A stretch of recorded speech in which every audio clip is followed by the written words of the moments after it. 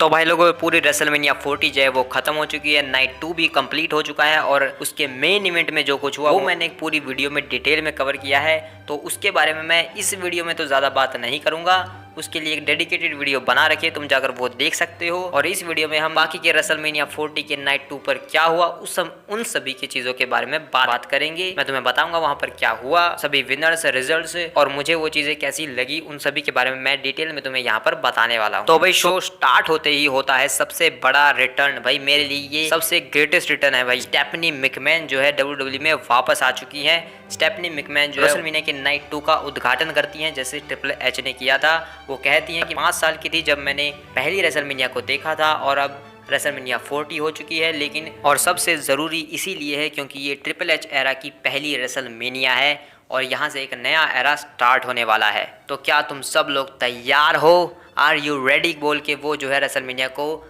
अच्छे से हाइप करके चली जाती है यहाँ से।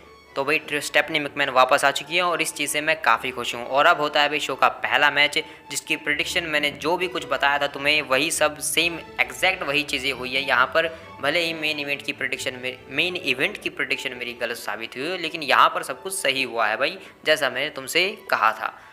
ड्रू मैकिंटायर अपनी एंट्रेंस करते हैं और यहाँ पर भी वो चीज़ होती है भाई जो मैं हमेशा से देखना चाहता था। नहीं भाई, ब्रोकन ड्रीम्स वाला म्यूज़िक वापस नहीं आता है। एक्चुअल में ड्रू मैकिंटायर वो जैकेट पहन कर आ जाते हैं जब वो हील कैरेक्टर में हुआ करते थे, और वो जैकेट भाई मुझे काफ़ी कूल लगती है ड्रू मैकिंटायर के हील कैरेक्टर के ऊपर, वो आज वो पहन कर आते हैं। उसके बाद सेथ रॉलिंस की भी एंट्रेंस होती है और सेथ रॉलिंस भाई बहुत सारे जोकरों को लेकर आ जाते हैं जो सेथ रॉलिंस का गाना प्ले करते हैं, खुद से अपने मुंह से गाते हैं। और ये जो एंट्रेंस है भाई काफ़ी लाजवाब होती है। वो सारे जो जोकर्स हैं भाई वो पूरे सेथ रॉलिंस के साथ चलते हैं और पूरे अरीना के चक्कर काट कर वापस चले जाते हैं। और दोनों ही ड्रू मैकिंटायर और सेथ रॉलिंस दोनों की एंट्रेंस भाई काफ़ी कमाल की होती है यहाँ पर। उसके बाद मैच स्टार्ट होते ही घंटी बजते ही भाई ड्रू मैकिंटायर क्लेमोर बजा देते हैं और अगर कोई नींद में था भाई तो वो भी उठ गया होगा ये क्लेमोर देखकर। पिन होता है 1-2, लेकिन किक आउट हो जाता है। ड्रू मैकिंटायर दूसरी क्लेमोर के लिए जाते हैं लेकिन सेथ रॉलिंस बाहर चले जाते हैं। ड्रू मैकिंटायर भी बाहर आते हैं और एक बेली टू बेली सुप्लेक्स लगाते हैं रिंग साइड पर। और यहाँ पर साफ नजर आता है कि भाई सेथ रॉलिंस की पीठ और उनका घुटना अभी भी इंजर्ड है। ड्रू मैकिंटायर यहाँ पर अपनी वाइफ का मोबाइल लेते हैं और सोशल मीडिया पर कुछ पोस्ट करने लगते हैं। फिर वो सीएम पंक को दिखाते हैं कि मैं देख बिल्कुल ऐसे ही तुझे मारूंगा, देख यहाँ पर ध्यान से। और फ्यूचर शॉक डीटी के लिए जाते हैं लेकिन सेथ रॉलिंस रिवर्सल करते हैं, पेडिग्री लगाते हैं, रिंग के अंदर ले जाते हैं, स्टॉम्प लगाते हैं, कवर होता है 1-2 लेकिन किक आउट। इसके बाद सेथ रॉलिंस एक और पेडिग्री का ट्राई करते हैं लेकिन ड्रू मैकिंटायर रिवर्सल करके क्लेमोर लगाते हैं यहाँ पर। फिर से रिवर्सल होता है, पावर बॉम्ब लगता है सेथ रॉलिंस की तरफ से, एक पेडिग्री, उसके बाद एक स्टॉम्प, पिन 1-2 लेकिन यहाँ पर फिर से kick out. Seth Rollins top rope से स्टॉम्प लगाने की कोशिश करते हैं लेकिन ड्रू मैकिंटायर रिवर्सल करते हैं, क्लेमोर की कोशिश करते हैं, रिवर्सल गेम चलता रहता है और लास्ट में फ्यूचर शॉक डीडीटी। और सीएम पंक को फिर से चढ़ाते हैं यहाँ पर और बोलते हैं मैं जीटीएस लगाऊंगा सेथ को, और वो जीटीएस के लिए जाते हैं लेकिन सेथ रॉलिंस यहाँ पर रिवर्सल पिन कर देते हैं और जैसे ही उठते हैं उन्हें लगती है out of nowhere claymore. Pin होता है 1-2 लेकिन किक आउट। ड्रू मैकिंटायर बाहर आते हैं, टेबल सजाते हैं, सेथ रॉलिंस को घसीट कर लाते हैं, पावर बॉम्ब का ट्राई करते हैं लेकिन सेथ रॉलिंस अचानक से रिवर्सल करके एक सुपर किक, उसके बाद दूसरा टेबल सजाकर एक स्टॉम्प टेबल के ऊपर रिंग के अंदर ले जाते हैं लेकिन यहाँ पर फिर से आउट ऑफ नोवेयर एक और क्लेमोर 1-2 लेकिन सेथ रॉलिंस किक आउट करते हैं। ड्रू मैकिंटायर को गुस्सा आता है, उठकर एक और क्लेमोर बजाते हैं 1-2-3 और फाइनली ड्रू मैकिंटायर यहाँ पर चैंपियन बन जाते हैं। और ड्रू मैकिंटायर यहाँ पर काफ़ी इमोशनल हो जाते हैं, जिनके साथ मैं भी यहाँ पर काफ़ी इमोशनल हो जाता हूँ भाई, क्योंकि मैंने ड्रू मैकिंटायर की पूरी स्टोरी को फॉलो किया है भाई, आज से नहीं 2017-16 से जब उन्होंने NXT में अपना डेब्यू किया था तब से भाई। तो इसलिए मैं तो स्टोरी के साथ भाई इमोशनली अटैच था यहाँ पर ड्रू मैकिंटायर के इमोशंस के साथ। और सेथ रॉलिंस भी यहाँ पर कहते हैं कि तुमने इसे कमाया है और तुम इसके लायक हो, रोते हुए। और लेकिन भाई मैं और मेरे सब्सक्राइबर्स यहाँ पर जानते थे कि क्या होने वाला है। तो ड्रू मैकिंटायर यहाँ पर अपना पूरा सेलिब्रेशन करते हैं, अपनी वाइफ को किस भी करते हैं। उसके बाद उन्हें सीएम पंक नज़र आ जाते हैं और सीएम पंक को जाकर चिढ़ाने लगते हैं कि देख मैं टाइटल जीत गया और अब तू मेरा कुछ नहीं उखाड़ सकता, मैं तुझे कोई औकात नहीं है, ये ले। और तभी ड्रू मैकिंटायर वहाँ से जाने लगते हैं लेकिन सीएम पंक यहाँ पर अटैक कर देते हैं ड्रू मैकिंटायर के ऊपर, अपनी जैकेट निकालते हैं और लात घुसे बरसाने लगते हैं ड्रू मैकिंटायर के ऊपर। लेकिन तभी जजमेंट डे का थीम सॉन्ग प्ले होता है, डेमियन प्रीस्ट आते हैं, सीएम पंक खुश हो जाते हैं, कैश इन होता है, रिंग के अंदर लगती है एक south of haven. Damien priest यहाँ पर नए वर्ल्ड हैवीवेट चैंपियन बन जाते हैं और अपनी फैमिली यानी कि जजमेंट डे के साथ सेलिब्रेट करते हैं और सीएम पंक यहाँ पर तालियां बजाते हैं और ड्रू मैकिंटायर को चिढ़ाते हैं बुरी तरीके से। तो भाई एग्जैक्ट वही चीज़ें हुई यहाँ पर जो मैंने प्रेडिक्ट की थी, बस सीएम पंक का रेफरी नहीं बने, लेकिन मैंने कहा था सीएम पंक का मेजर रोल होगा जब यहाँ पर कैश इन होगा, और कैश इन हुआ और डेमियन प्रीस्ट नए चैंपियन बन चुके हैं। लेकिन भाई नोटिस करने लायक बात भाई ये है कि यहाँ पर एक भी पायरो नहीं फटा या कोई पटाखे वटाखे यहाँ पर नहीं आए, और ना ही जब ड्रू मैकिंटायर जीते थे तब कोई पटाखे आए। WWE के पटाखे जो है किसी ने चोरी कर लिए हैं लगता है। इसके बाद स्ट्रीट फाइट मैच होता है जिसमें स्पेशल रेफरी यहाँ पर बाबा रे डडली होते हैं। दोनों ही टीम अपना नॉर्मल एंट्रेंस करती हैं और रिंग के अंदर आकर कोलाइड हो जाती हैं आपस में। काफ़ी बढ़िया मैच होता है भाई आपस में, ये स्ट्रीट फाइट की तरह भाई यहाँ पर किंडो स्टिक्स का भरपूर इस्तेमाल होता है।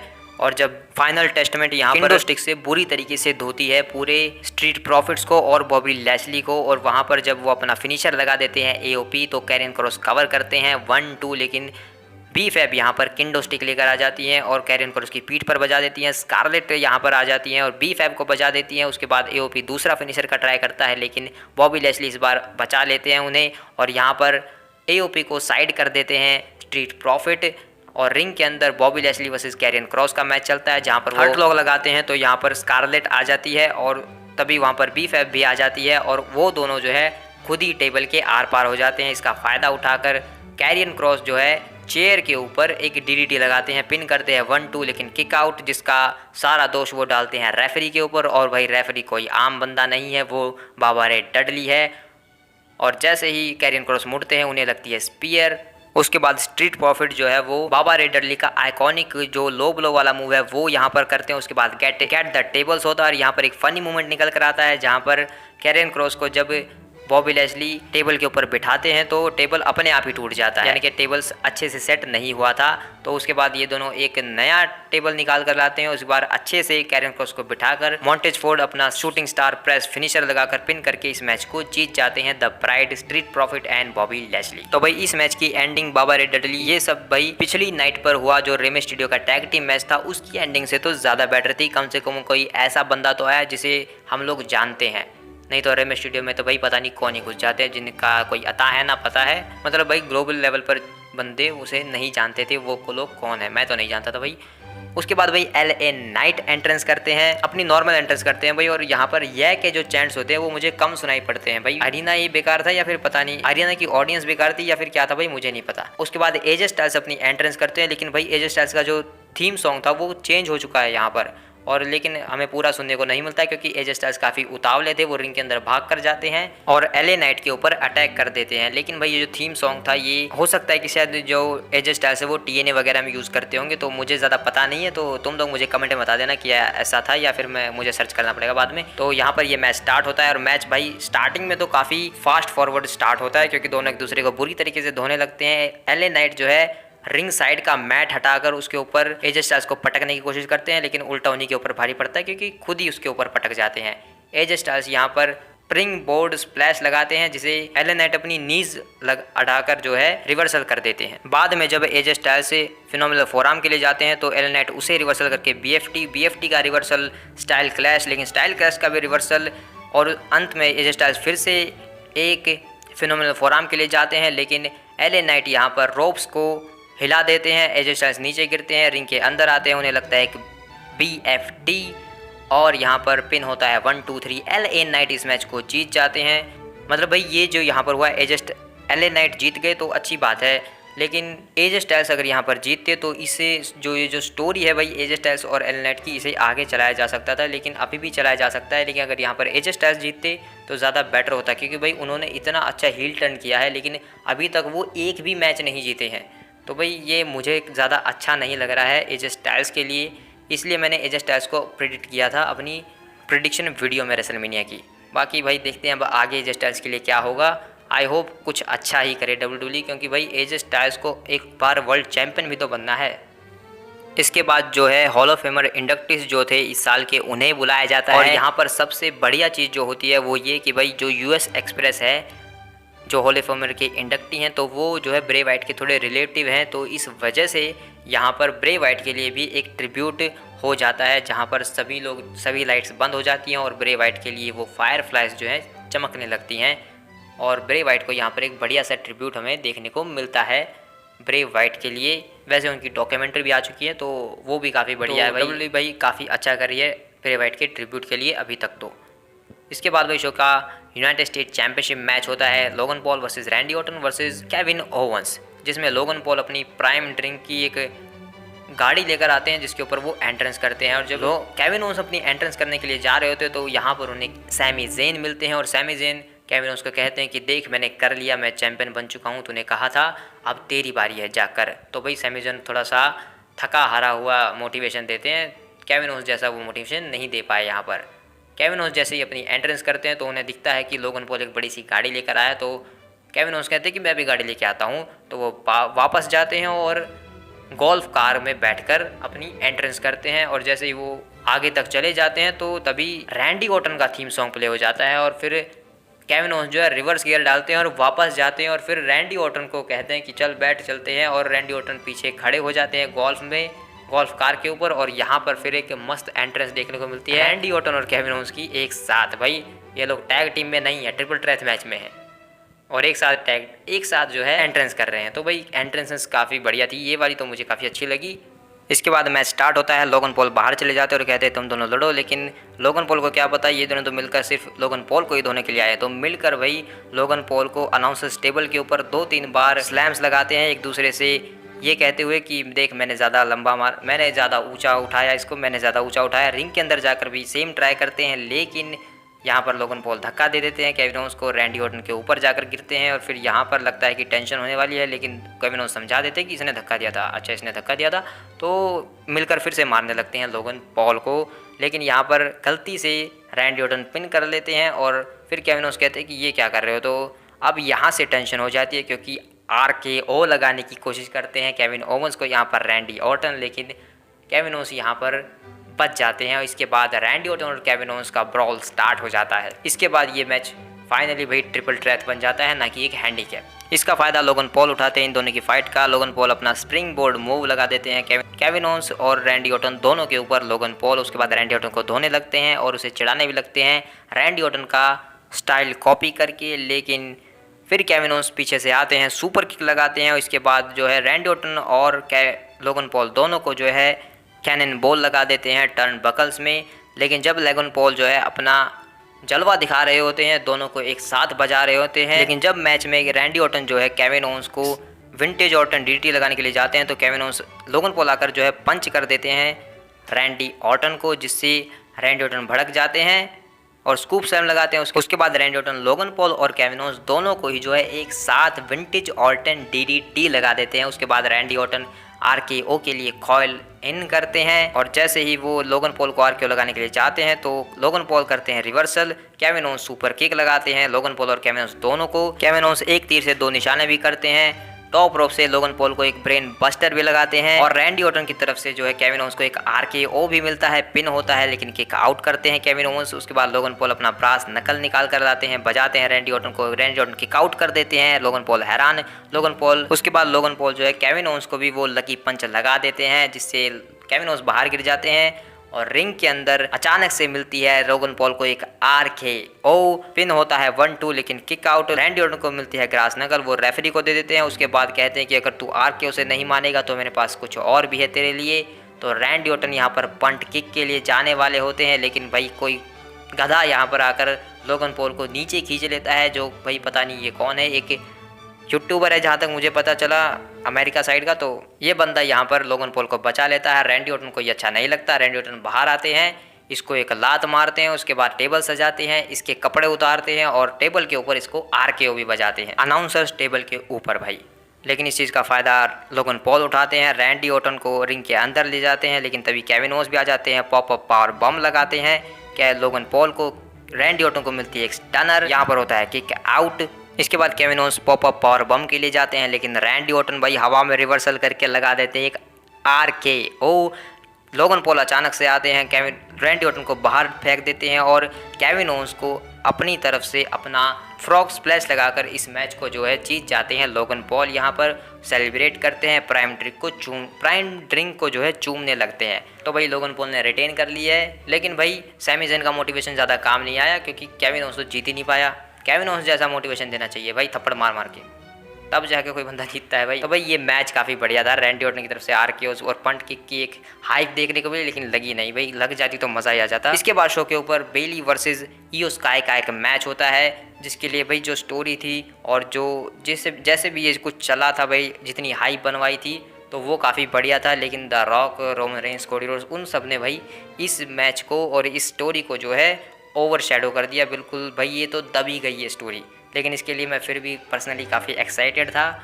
लेकिन ये मैच भाई हुआ तो काफ़ी अच्छा, लेकिन शायद उस लेवल तक नहीं जा पाए क्योंकि ये एक सिंगल्स मैच ही था, इसीलिए इसमें कोई स्टिपुलेशन या ऐसा कुछ नहीं था, क्योंकि ये दोनों सिर्फ अपने ही मूव्स यहाँ पर लगा रहे थे। एंड में यहाँ पर काफ़ी रिवर्सल्स देखने को मिलते हैं। यो स्काई टॉप रोप से अपना फिनिशर लगाने जाती है, बेली उसे रिवर्सल करती है, उसे रिवर्स करती है और एक क्लोज लाइन लगाती हैं। उसके बाद एक बैक सुप्लेक्स, टॉप रोप पर जाकर अपना बिग एल्बो ड्रॉप, उसके बाद यो स्काई को उठाती हैं और अपना नी फेस बस्टर लगाकर अपना फिनिशर इस मैच को पिन करके जीत जाती है और नई वुमेन्स WWE वुमेन्स चैंपियन बन जाती है बेली। तो भाई बेली के लिए तो मैं काफ़ी खुश हूँ। और लेकिन यहाँ पर भी जो है हमें पायरोस देखने को नहीं मिले जब बेली यहाँ पर जीतती है इस मैच को। भाई बेली नई चैंपियन बनी है, ड्रू मैकिंटायर नया चैंपियन बना था जो कि हार गया, फिर डेमियन प्रीस्ट चैंपियन बना, कोई पायरो नहीं भाई, कहाँ है पायरो? तो मैं बताता हूँ भाई पायरो कहाँ है। स्नोप, ये जो स्नोप डॉग है भाई, क्या नाम है, ये जो स्नूप डॉग नाम का जो बंदा है भाई, ये पायरो लेकर आया यहाँ पर फाइनली। ये यहाँ पर अटेंडेंस जो है बताता है WWE रेसलमेनिया 40 की नाइट 1 और नाइट 2 की दोनों को कंबाइन करके, जो कि 1,45,298 होती है। और यहाँ पर हमें सिर्फ 2 पटाखे भाई, सिर्फ 2 पटाखे देखने को मिलते हैं, एक बार फूटते हैं फुर और दूसरी बार फूटते हैं फुर, बस इतना सा भाई। यहाँ पर भी पायरोस का बहुत कम यूज़ होता है। उसके बाद कोडी रोड्स अपनी पावर रेंजर वाली एंट्रेंस करते हैं भाई, सच में भाई ये पावर रेंजर बनकर आए थे अपनी वाइफ के साथ। और यहाँ पर भाई कोडी रोड्स के एंट्रेंस में भाई जो पायरोस होते हैं वो भी बहुत कम यूज़ होते हैं भाई यहाँ पर भी, मतलब भाई नॉर्मली हम जितना पायरोस देखते हैं कोडी रोड्स की एंट्रेंस में वो यहाँ पर नहीं होते हैं। उसके बाद रोमन रेंस भी अपनी एंट्रेंस करते हैं ड्रम वगैरह बजवा के, और रोमन रेंस की एंट्री भी काफ़ी शाही तरीके से होती है, पूरे रेसलमेनिया की फील को ही बदल देते हैं। रेसलमेनिया 39 की फील आने लगती है यहाँ पर। और रोमन रेंस की एंट्री में भी भाई सिर्फ एक बार हमें थोड़े से पायरोस देखने को मिलते हैं। लेकिन भाई इस मैच का जो एंड होता है वो काफ़ी बढ़िया भी है और काफ़ी दुखद भी है। अगर तुम रोमन रेंस के फ़ैन हो, अगर तुम रॉकीज़ हो तो ये तुम्हारे लिए ज़्यादा अच्छा नहीं है, लेकिन अगर तुम कोडी रोड्स के फ़ैन हो, कोडी क्राई बेबीज़ हो तो तुम्हारे लिए ये बहुत अच्छा है। और मेरा क्या भाई, ना तो मुझे रोमन रेंस पसंद है ना ही कोडी रोड्स, तो मैं तो बीच में लटका हुआ हूँ। लेकिन भाई मैं चाहूँगा कि रोमन रेंस अब रिटर्न करेंगे और काफ़ी अच्छे जो है वो फेस बन के काफ़ी बढ़िया चीज़ें करेंगे, क्योंकि अब तो उनका फेस टर्न नहीं होगा, क्योंकि द रॉक तो फेस टर्न करने नहीं वाले हैं, क्योंकि वो तो पूरे हील ही हैं और हील ही उन्हें रहना चाहिए इस पूरी स्टोरी में, रॉक वर्सेस रोमन वाली में। क्योंकि अब अगर वो फेस बन गए तो क्या ही फ़ायदा। लेकिन ये जो मैच होता है इसमें भाई हमें रोमन रेंस और कोडी रोड्स एक दूसरे के फिनिशर्स यूज़ करते हुए नज़र आते हैं। जिमी ऊसो आते हैं जिसे जे ऊसो साइड कर देते हैं। जो एंट्रेंस एरिया होता है वहाँ पर स्पीयर लगा देते हैं जे ऊसो जिमी ऊसो को। सोलो सिकोआ आते हैं, पिछली रेसलमेनिया को रिपीट करने की कोशिश करते हैं लेकिन नाकामयाब रहते हैं। जॉन सीना का रिटर्न होता है जो कि एक्सपेक्टेड था कि सोलो के सामने ही वो आएंगे तो सबसे ज़्यादा सेंस बनेगा, और वही हुआ। यहाँ पर जॉन सीना आए, सोलो को बजाया, रोमन को एटीट्यूड एडजस्टमेंट लगाया, सोलो को रिंग साइड पर अनाउंसर्स टेबल के ऊपर एटीट्यूड एडजस्टमेंट मिला। द रॉक यहाँ पर गालियाँ देते हुए आए जॉन सीना को कि साले भड़वे तू यहाँ पर क्या कर रहा है, जहाँ जाता हूँ वहीं पर आ जाता है, वापस हॉलीवुड जा। रॉक बॉटम लगाते हैं द रॉक कोडी जॉन सीना को। उसके बाद शील्ड का म्यूजिक प्ले होता है, लगता है डीन एम्ब्रोज भी आने वाला है, लेकिन नहीं, यहाँ पर सिर्फ सेथ रॉलिंस आते हैं। रोमन रेंस सेथ रॉलिंस को साइड कर देते हैं सुपरमैन पंच लगाकर। फिर द रॉक जो है बेल्ट से धोने वाले होते हैं कोडी रोड्स को, लेकिन बजता है घंटा। यहाँ पर अंडरटेकर आते हैं, चोक स्लैम लगाते हैं रॉक को। अरीना खाली, रोमन और कोडी रोड्स अकेले रिंग में। सेथ रॉलिंस भी आते हैं, अपनी सेथ रॉलिंस की पीठ रोमन रेंस के सामने होती है, तो रोमन रेंस को शील्ड वाली मेमोरीज याद आने लगती हैं, और उस वजह से यहाँ पर रोमन रेंस जो है वो सेथ रॉलिंस को वो चेयर बजा देते हैं। अगर वो चाहते तो कोडी रोड्स को बजाते, लेकिन नहीं, वो जो है सेथ रॉलिंस को बजाते हैं, और सेथ रॉलिंस अपना सेक्रीफाइस करते हैं यहाँ पर, जिस वजह से कोडी रोड्स यहाँ पर 3 लगातार क्रॉस रोड्स लगाकर पिन करके इस मैच को जीत जाते हैं और नए अनडिस्प्यूटेड यूनिवर्सल चैंपियन बन जाते हैं। सभी लोग यहाँ पर आकर जो है सेलिब्रेट करते हैं, जितने भी बेबी फेसेस हैं फ़िलहाल के टाइम पर। WWE में ट्रिपल एच भी आते हैं, कंपनी के सारे बॉसेस होते हैं, क्योंकि यहाँ से एक नया एरा स्टार्ट होता है। ये हो चुका है भाई बिल्कुल पूरी तरीके से विंस मैकमैन का जो WWE था, जो उनका जो WWE बनाया था उन्होंने, उनका जो एरा था वो बिल्कुल ही यहाँ पर ख़त्म हो चुका है। उनकी जो लास्ट चीज़ बची थी वो थे भाई Roman Reigns as a champion, और वो भी यहाँ पर ख़त्म हो चुके हैं। और यहाँ से ट्रिपल एच का नया एरा स्टार्ट होता है, जैसा कि स्टेफनी मैकमैन ने कहा था कोडी रोड्स के साथ। तो भाई इन सब के बारे में बात करने के लिए मेरे पास बहुत कुछ है, लेकिन ये वीडियो काफ़ी लंबी हो जाएगी, तो किसी और वीडियो में बात करेंगे। फिलहाल के लिए कोडी रोड्स चैंपियन बन चुके हैं और अब वो आगे चैंपियन रहने वाले हैं। रोमन रेंस का एरा एंड हो चुका है, लेकिन उनका एरा वापस आएगा जब वो रिटर्न करेंगे। लेकिन आखिर में पायरोज आ ही जाते हैं और ट्रिपल एच कोडी रोड्स के साथ यहाँ पर जश्न मनाते हैं पायरोज के साथ, और कोडी रोड्स पायरोज के साथ अपना जश्न मनाते हैं। भाई कोडी रोड्स जीत गया था, उसके बाद भी पायरोज नहीं फटे थे। वो तो ट्रिपल एच आया, उसने कान में कहा कि पायरोज आ चुके हैं, जा अब जाके तू कर सकता है सेलिब्रेशन। तो उसके बाद भाई पायरोज फटते हैं और सेलिब्रेट होता है भाई काफ़ी टाइम बाद, जब कोडी रोड्स का प्रोमो भी कट हो चुका होता है। तो भाई काफ़ी फ़नी सीन भी हुए भाई इस रेसलमेनिया में, जैसे टेबल वगैरह टूट गया था तो अपने आप ही, और पायरोज ही नहीं फट रहे। तो भाई काफ़ी बढ़िया मेनिया था।